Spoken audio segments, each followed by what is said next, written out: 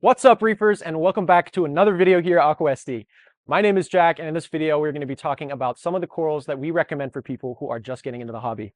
In addition to going over some easier corals, we're going to be placing these corals into this Red Sea Desktop Peninsula that was recently set up and cycled in the shop. Now let's get into the video.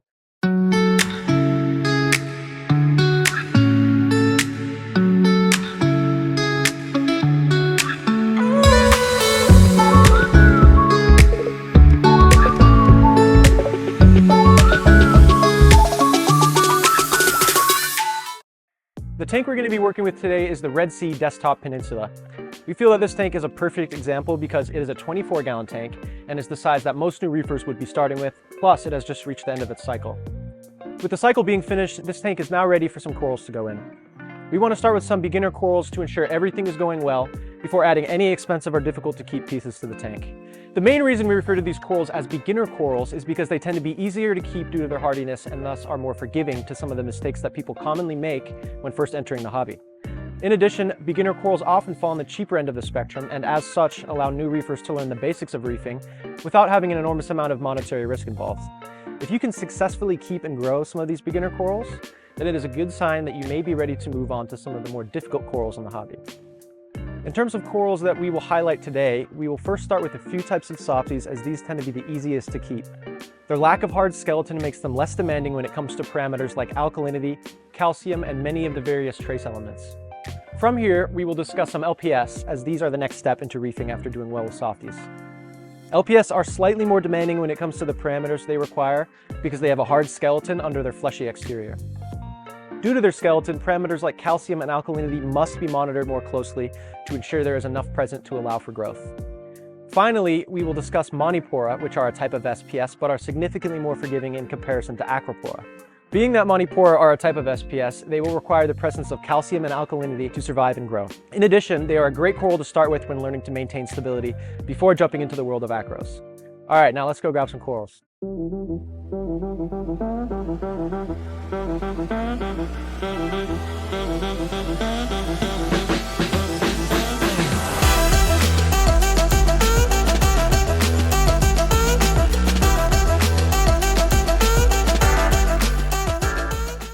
The first type of soft coral we'll be talking about today are Zoanthids.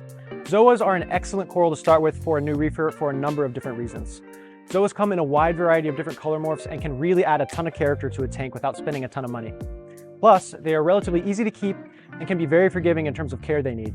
Zoas don't need a ton of light to survive and as such can even do really well in a beginner tank that might have lighting on the lower end of the budget. In terms of flow, Zoas tend to like low to moderate flow, just enough to keep them clean, but not so much that they get irritated and close up. In terms of parameters, Zoas can handle a wide variety of conditions, but generally speaking, they will do best in a tank that has near seawater parameters and will thrive if you can keep everything stable.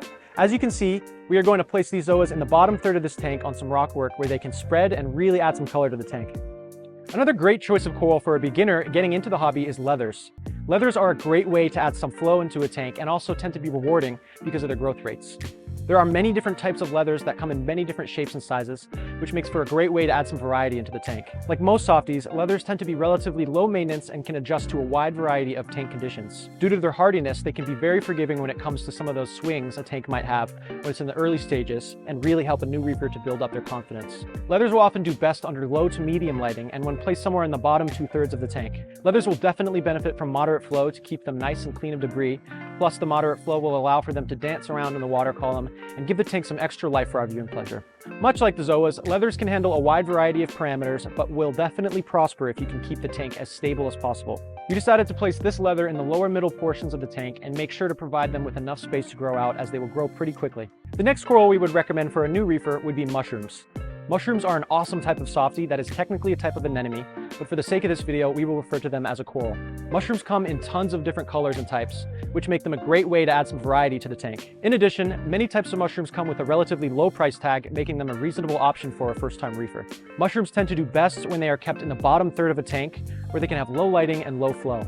In terms of parameters, mushrooms tend to do better when the tank is nutrient-rich, but not so much that they're going to be smothered by any sort of pest algae. As you can see, we place these mushrooms at the bottom of the tank, near the sand bed, where they can attach to some rockwork and over time should split and form a really nice colony. Now let's get into the first LPS coral we will be discussing in this video, which are Acans. Acans are a great LPS coral to start with because they are super colorful and come in a wide variety of different morphs. In addition to their colors, Acans can be a very rewarding coral to grow because a small frag can grow out into a larger, fluffy colony and really respond well to feeding. They tend to fall on the easier side when it comes to keeping LPS, as they don't need a ton of powerful light and will often show better coloration when kept in lower lighting. As such, they should be kept in the bottom third of the tank and can even do really well on the sand bed. When it comes to flow, you want just enough flow to keep the Acans free of debris buildup, but not so much that you are damaging the tissue and causing the polyps to close up. As you can see here, we have placed these Acans on the lower rockwork in the shade because it is far enough away from the light and flow that they can really spread out and develop into a nice colony. The next type of LPS we will be discussing are hammers.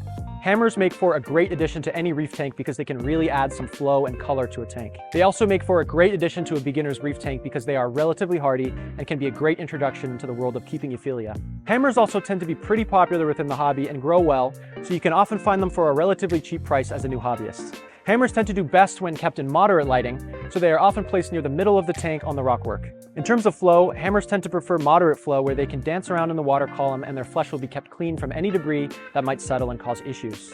We decided to place these hammers on the rockwork in the middle third of the tank where they are getting nice flow and can spread out without stinging or being stung by other types of coral. The final LPS coral we are going to talk about today are Lobophilia.